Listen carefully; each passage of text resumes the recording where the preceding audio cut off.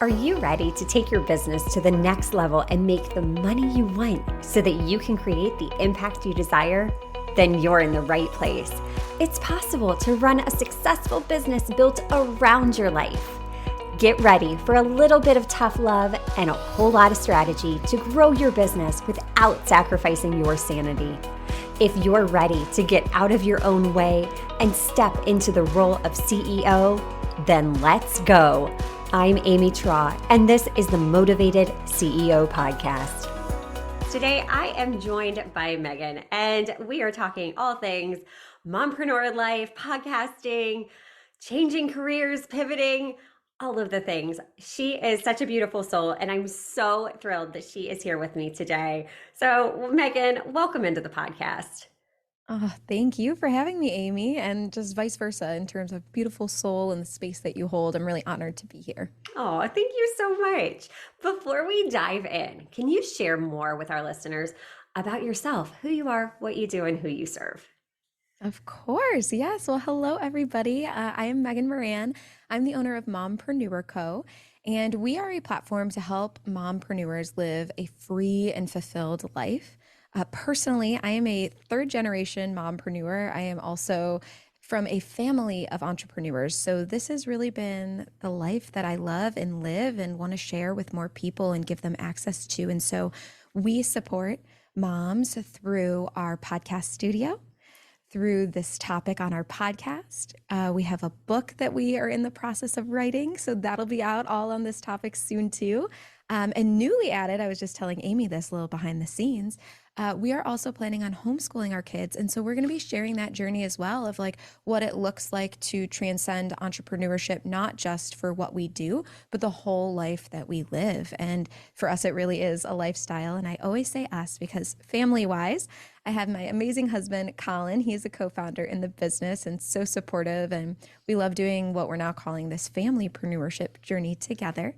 And then I have two kids at the time of this recording. My son Jack is 4 and my daughter Sophia is 3. So it's a whole family business over here. We love helping women, like I said, free and fulfilled life, spread their mission, their message, and just recognize that whatever it is that's on their heart that they want to do is completely possible and that we can live our lives just as we want. So, I absolutely love that. I love that. I love yeah. how you're a third generation mompreneur as well. What was that like growing up? Did you always have like that entrepreneurial spirit? Like, I know one day I'm going to run my own business. Yeah. So, yes, my mom started her business in '01, and I got to be there from the ground up and really be there to see it happen, to go after school and do work. And what the biggest thing for me was that I saw by the time I got to high school, and same with my dad's business, I went there when he would pick me up from school. And what I really got to see is that you could be present and productive. You could do what you love, you can make money doing it, you can help people. The thing I always tell my kids is, why do we work? We work because we're doing what we love and we're helping people, and the money is a side benefit. I want to make sure that's the side benefit and not the whole entree. Um, but yeah, so all of that really inspired me to recognize at the time fashion was what I was into. When I was in 4th grade, we have this documented. I started my first, I'm putting this in air quotes for those who can't see, business. I was going to name my fashion brand Adele, and I don't remember what it stood for or why that was it, but I had drawings. And so that was kind of where that started. By 6th grade, I had researched all the different colleges and knew I was going to study fashion and business so that I would be well versed in both, which we crack up about looking at those printouts and things like that. But really, the truth is, by high school, I recognized that the fact that my mom could be there for both things. And I started my first business then and there as a senior in high school. It started as a blog. It was before blogs are what they are now. So I can only imagine what would have happened if I actually stuck with it. But at the time, what I struggled with was there weren't counters. You didn't know the analytics. I had no idea who was reading it or wasn't reading it. And so I quickly pivoted into services by the end of my senior year, beginning of my freshman year of college, so that I would know the impact I was making. And that all started with this thought of, I have a long runway until I plan on having kids. I want to be present and productive. And so I'll start it now. And I thought to myself, it would be a well oiled machine by the time my kids got here. And we can all chuckle together because we know there really isn't necessarily a well oiled machine. It's a constant evolution and pivoting. And so that business took me until our daughter was born in COVID time. And just like you, Amy, that's when I had some ahas and some pivots on how I wanted to live my life and pivoted to where we are now. So, long roundabout way of saying, yes, I knew that this was my only, there is no plan B for me. It's only plan A. I absolutely think that is amazing because you really hit on something that resonates with a lot of people, that you can be present and productive. You can have both. And that's the beauty of entrepreneurship. And I think one of the things that we lose sight of quickly as entrepreneurs, especially in the early stages, that we're hustling so hard because we want this so bad. So then we're working even more than we did when we were in our 9 to 5 jobs. So how do you balance that within your life? Because balance is one of those words like it kind of makes me cringe because I think it's more of a juggling act. Sometimes you know, drop a ball, sometimes you have to set a ball down. But how do you navigate being present and productive? Because you have littles right now. Like the ages that your kids are at, they're still very demanding, you know, is a kind of a blunt That's way an to put it. understatement. But yeah, That's an exactly. understatement. How are you navigating life? Yeah, so there's a few things that I uncovered in my journey because so I still had my first business when my son Jack was born. And then the day we found out we were pregnant with Sophia was the day that COVID hit. Like literally, we have a picture of the pregnancy test on a New York Times because we figured that was going to be something to capture. And so that summer was when I started to hear that inkling of if it's time to change. And so the beginning iterations of this business was going from a mindset of do what you love and the money will come. That was the motto growing up to what happens when you don't know what you love to do. So the first iteration of this business actually answered that question. It was more on the strategy and the time, time freedom and all of that, because I had 202 at that point. And so I was figuring out, what was working for me. So the things that I uncovered at that point in that journey and that transition, and I need time to be mom and not work. For me personally, this is not for everybody, but for me, I needed to find out that my structure was I work when it's work time and I mom when it's mom time. And when I cross the two, it gives me anxiety. And I don't think it serves either parties in that case. And again, this is for me. And I always like to say that because I've talked with women, especially in that time when this was the conversation I was having. And for the way that their brain works and their neurowiring, doing multiple things at once was a benefit that was helpful and that was supportive. And so I do want to name that it's uncovering what feels best to you and where you don't feel anxiety and where you feel like you flow and all of the things. But so that was one of the first things that I found was that I needed to mom when it was mom time and work when it's work time. And then I could give my full presence in that moment. The other thing that was really pivotal that didn't happen at that time when I was having that conversation that I now really feel into, because a lot of time has passed since then, is really the mindset. And so I can't remember, Amy, if we talked about this when you were here or not, if I had uncovered this or not, but I started to notice myself feeling like I was rushing in everything. And I have full freedom over my days. And so what I started to say to myself was slow. When I start to feel anxious, when I start to feel like that crazy, if you could see me now, you would see my head bobbling every which way. I started to just say to myself, slow down. And what I noticed was in every moment then, it felt like I gained hours. I gained so much time. And coincidentally, this morning, I read an article on Substack about this concept of like scarcity and how it's really just a matter of the mindset, right? It feels like we don't have enough time in our business. It feels like the clients aren't coming. It feels like we're not doing this with our kids or that with our kids versus shifting and saying like, well, what do I have here? Oh, I do have unlimited time. Conversation I've been having a lot with my kids is that true? Is that true? Is it true that I don't have enough time? Is it true that I'm not being present with them? Is this true? Is that true? So those are some of the techniques that have allowed me to feel in terms of literal time. I have childcare for about 3 to 4 hours a week. And then the rest of the time I'm momming. And so it's really finding how do we fit our business into that time and what feels good to us. Ooh, yes. What feels good to us? And I love how you say, the method that works for you might not necessarily work for everyone. The same method works for me. I know that I do not function at my best when I am trying to switch from task to task. It just doesn't serve me. But having that self awareness, that's truly the key to running your business in a way that feels good for you because you get to choose, you get to make the decision. And I love the mindset shifts that you've really become aware of because we do have the choice of how we're spending our time.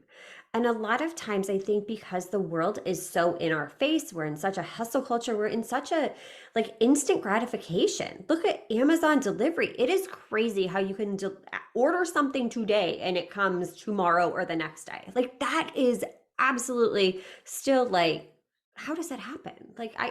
It's mind blowing. Mhm. But really being aware of how am I spending the time that I have, being intentional with how you're using that time. And then when those thought loops start up, just, really becoming aware of that, saying, you know what, slow, like you said. And is it true? That one right there, that's a powerful one. And that's one I've been working on with the kids as well, because our brains are wired to keep us safe. They have a negativity bias. So Mhm. by being aware of it and questioning some of those thought trains that start gaining momentum, we can start to rewire our brains. And you're very well aware of this. Mindset is everything. Mindset is everything in business because once you get in your head as a business owner, like, oh gosh, it's an uphill battle because there's always going to be different challenges, roadblocks, hurdles that you have to work through, especially as a mom, especially as your kids are going through different seasons of life. When you were running your business with two under two, I'm sure it looked a little bit different than it does now that they are, able to do certain things. They're a little bit more self sufficient in certain areas. Yeah. I think the other thing too, along this conversation, Amy, is like the subconscious stuff too. So there Oh, yeah. is our own awareness, right, of things that we can easily identify. But like you said, there's there's all these outside forces that we sometimes don't even recognize are putting conditioning on us, right? So we're hearing, and depending on how long you've been in the space too, you've probably heard different coaches, different things, watched how things change in terms of marketing and all of that. So then there's either the when this, then that we bring up. When this happens, then that can happen, or it can happen that way because I've seen that possibility, because I've seen that person or this guru says it's this way and or that's it. When in reality, I think the more and the beautiful thing about entrepreneurship is starting to become more aware of what we're unaware of and working that muscle of recognizing we are our highest authority. And the more we can redirect back to ourselves, what do I think? You said the intentional. The other piece that I used to talk about a lot is and intuitive, right? What what works for us? What do we feel in our guts? Because just because it worked for one person doesn't mean that that applies to you. You are a change maker. You're doing things other people aren't doing. And so that means that you can go about it in your own way. And there's, again, abundance versus scarcity, so many different ways to succeed. Is it true you could only succeed in that way? No, there's so many different ways. So that's something I've been uncovering a lot too with another one of my business partners. And an offer that we have is really starting to recognize more and more of like, oh my gosh, there's a lot of my way or the highway out there in this industry. And I know we've had that discussion if that is not how we like to function. And there is a groundswell of people who are like, nope, we are just mirrors. You have the answers inside you. And so I like to bring that up because I did not always think that way. And I got myself into some traps that I learned from, and they were helpful. But goodness gracious, if I could bypass those, that would have been nice. Yeah. And I was in the same boat. And I think it's easy to get sucked into that shiny object chasing. And then we're constantly pivoting and we're trying to do what everybody else is doing. And then because we're consuming, we stop taking action because any of these methods can work. But the best method is the one that works for you, that's sustainable for you in this season of life. Because, yeah, we're caught up in thinking, oh my gosh, if I'm not making 10K months, there's something wrong with me. I'm failing in business. Well, Mhm. does the number really matter? What is the number that you want? What do you want this business to look like? Because it doesn't matter what anyone else is doing. And that's one of the things that I work on with clients, like from the get go, is getting super clear on what do you want? Let's quiet the noise because it is noisy out there and it's easy to get just stuck in consumptivitis and then not have any clarity because you're thinking, oh my gosh, I have to do it this way. But she may be in a different season of life. She may be able to devote 8, 10 hours a day to her business solely because she doesn't have young kids at home that need her. I mean, right now, my primary job is still to be mom. Even when I was working in my 9 to 5, my kids are always going to come ahead of my business. And I know some people are like, oh, that can't be. Oh, no, you're going to fail. You know what? That works for me because I know my values. And I am so dead set on it. Like my family will always come first. The business will always be there. There will always be ways to make money. But this is my business and I get to choose. And I love how you talked about adopting an abundance mindset because it's true. And it's hard at first to make that shift. How were you able to shift from a scarcity mindset to more of an abundance mindset? Because it's not easy. It takes a lot of self awareness to even realize where you're getting sucked into the scarcity trap. Mhm. Yeah, so I would say it's a practice.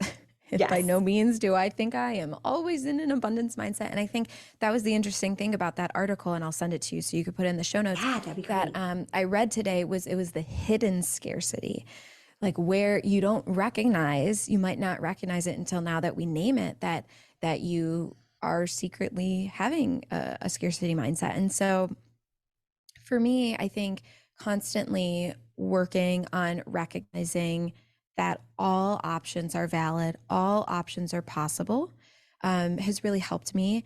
I am a person who does meditation. I also do, like, I have a vision board and I look at that every morning with affirmations on it. So I do think that that helps. But I recently had this conversation again with my other business partner, Bianca, recognizing times where I no longer, I used to think one way and oh wow, I don't believe that anymore. And she was saying, why do you think that is? Like, how do you think you made it out of that into a new mindset? And it feels like there's a shift point of confidence when you realize, like, sometimes you just do a lot of reps, right? And you go through it enough and then you're like, huh, again, is it true? Do I believe this? No, I don't think I subscribe to this anymore. And I know something we've had this conversation on, Amy, and would love to hear your thoughts too, is like, it's seasonal, right?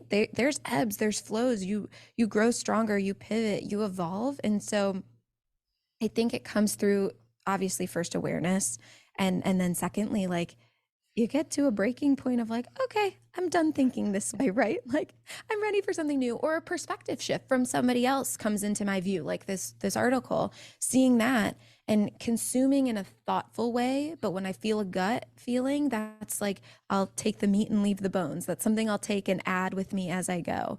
I find that I do this where I uncover something new and I'm obsessed and I'll tell everybody about it. And then it just becomes a part of me. And so I might not reference that anymore. It's kind of like The Artist's Way, if you've ever read that book, where it just becomes a part of who I am and what I do. And I take that with me. But yeah, one of the biggest things I would say is recognizing the awareness. And for me, also recognizing how often I was outsourcing my power and not knowing that I, again, intuitively have the answers inside me. And it just takes a recognition from something outside to be like, oh, wait, I didn't know that. Oh, this Yeah. article shows me, that is something that I knew. Yes. I love how you said consuming in a thoughtful way, because I love having discussions like this with like minded entrepreneurs that challenge a way that I've been thinking. I love getting those different perspectives. And I think that's one of the reasons it's so important to be in communities where you do surround yourself with entrepreneurs, that you are surrounding yourself with people that are challenging some of these societal norms. Like, okay, well, society says in order to achieve success, you have to do this, that, and the other. Well, is that necessarily true? Do I necessarily have to hustle 27 hours a day when there's only 24 hours in the day in order to be successful?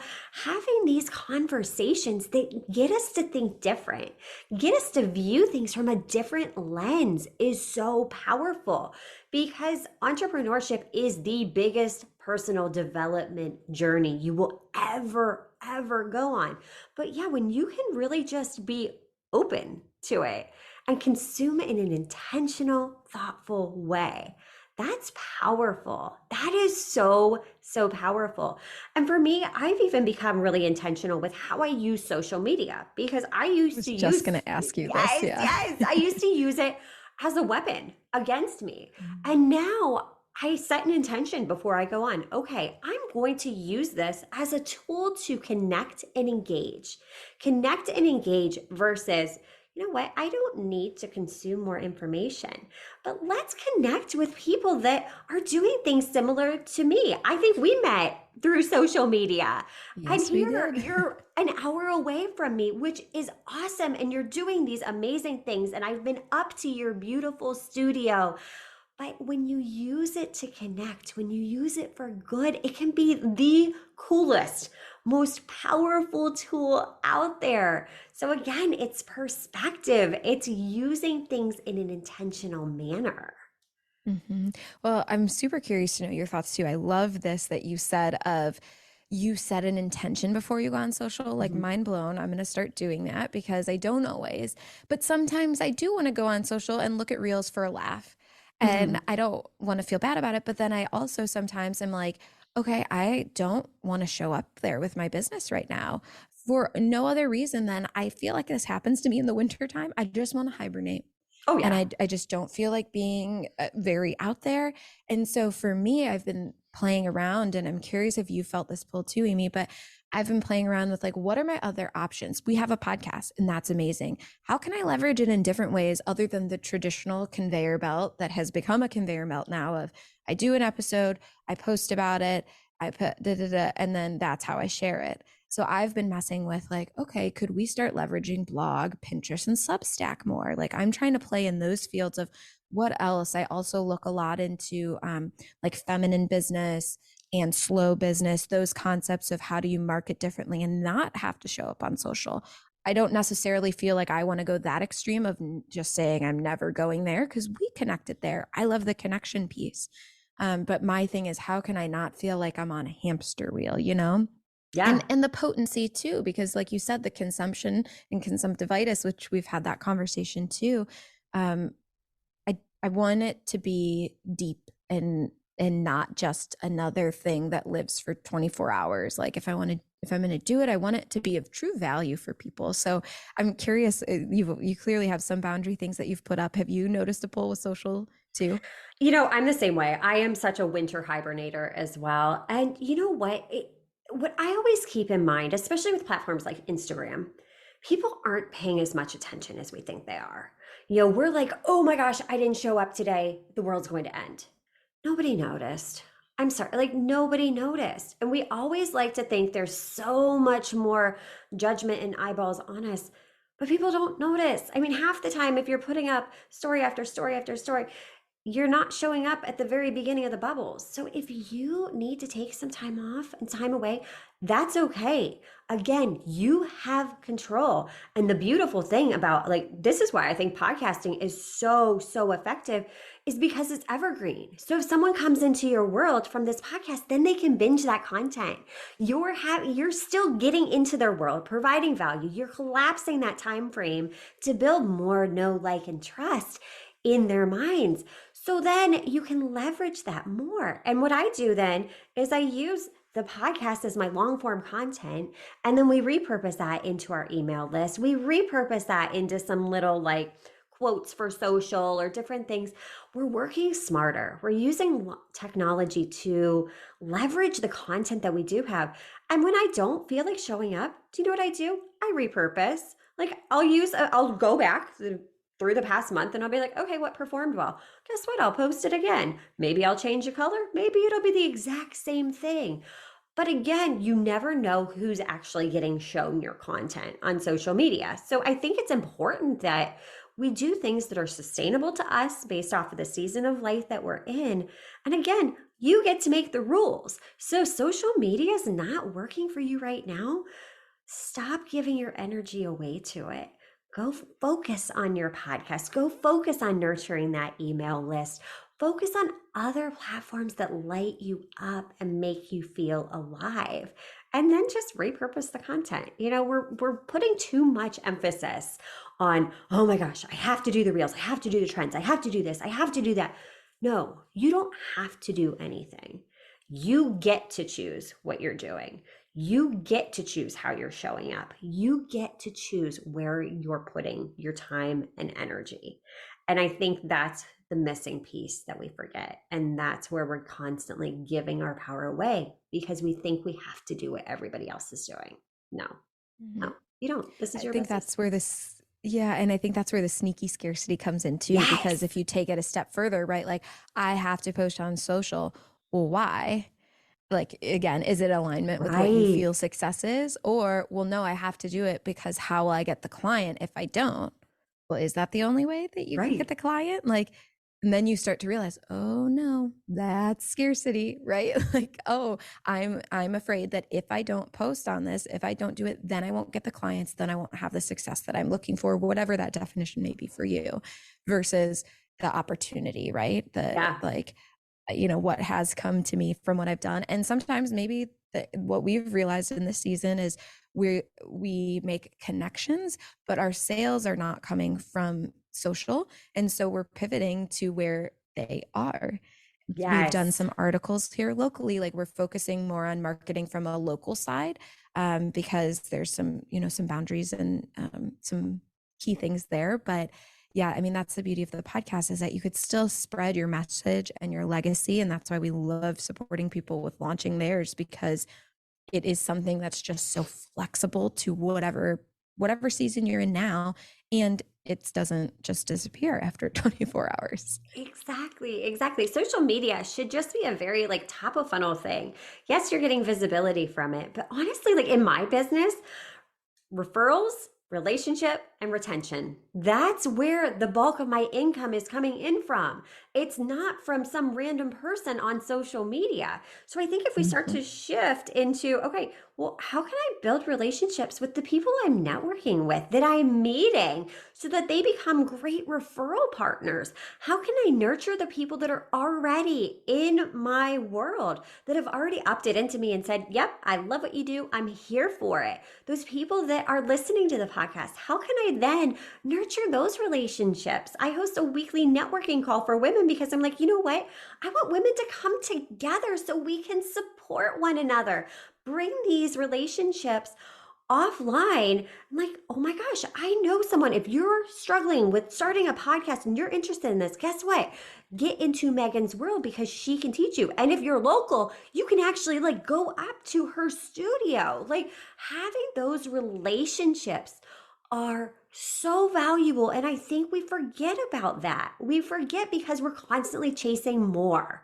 We want more followers. We want the shiny metrics. What about those relationships? and then really delivering the best customer experience. Because I will tell you what, like getting a review from a customer, like if you're looking online for something, that holds a lot of weight. Or even if, you get a personal referral for someone like, hey, I know this person. She's more likely then to use you because I vouched for her. Like I gave a personal testimony like, hey, no, I endorse her. I recommend her. This is who you need to go to for that. That's huge. That's not what you're going to get on social media. And I think we need to start leaning into more of that. That's the low hanging fruit. Yeah. Yeah. I mean, you know me, I'm all about the connections and the relationship, and I Yes. couldn't agree more. And Yes. I think, again, we can keep like on that hamster wheel of looking out, looking out. Oh, I need to get another. I need to get another. And like you said, or what if everything you need is already right here in your Mm-hmm. world? The clients, like I think about that a lot of if I get distracted and then I stop and I'm like, wait, am I serving who's already here? Yep. Have I been nurturing and serving them? And no one's perfect. No, not all the time. My answer is not always yes, but I try to keep myself coming back to that of like this typical statistic, whatever it is, of like it's easier to keep the clients and nurture the people in your world than it is to look for new. So just remembering, yeah, who's already here, and everything you need is already here for you. Yes. And that right there is just the power of community, the power of collaboration. And Megan, I am so glad our paths have crossed and we are in each other's worlds. How can women listening to this podcast get into your world and learn more about you? Yes. Well, I mean, after this conversation, podcast is obviously what we're going to talk about now. Yes, our podcast, The Mompreneur Guide, would be the best place to connect with us. We are currently doing, and Amy was a part of it, our season 5 was all about Cleveland mompreneurs. Season 6, we're going to be making some shifts, which we're really excited about, to longer form, deeper content with video included. So we're really looking forward to trying out a new style and still sprinkling in some of my recent aha moments, more about our homeschooling journey, all of the things. So our podcast, yes, you can follow us on Instagram. You'll see whatever season I'm in when you do that. That's at mompreneur_co. I know everything will be linked. But yeah, those are the 2 main places that you can find us. Oh, so good. You guys get into Megan's world, drop into her DMs, listen to the podcast, connect with her. She is just phenomenal at what she does. And if you are in the Northeast Ohio area, make sure you get up to her studio. It is gorgeous. It's absolutely gorgeous. Megan, you created such a beautiful space for women to come together, and just I love the community you're building and all of the collaborations, and I am just eternally grateful for you. Oh, thank you so much. Yes, I would love to see anybody. You can come take either a virtual or in-person tour. And yeah, if you need help launching a podcast yourself, or if you're a founder who's looking for answering these questions, uncovering what is that subconscious gunk that's getting in our way, and being able to better vision and more clearly, truer, show up for yourself in your marketing and in your business, then we have an offer for you as well. So thank you for having me, Amy. This has been just a pleasure. Yes, thank you. And until next time, stop dreaming and start taking messy action. You've got this. Are you loving what you're hearing? Do us a favor and hit that subscribe button so you don't miss an episode.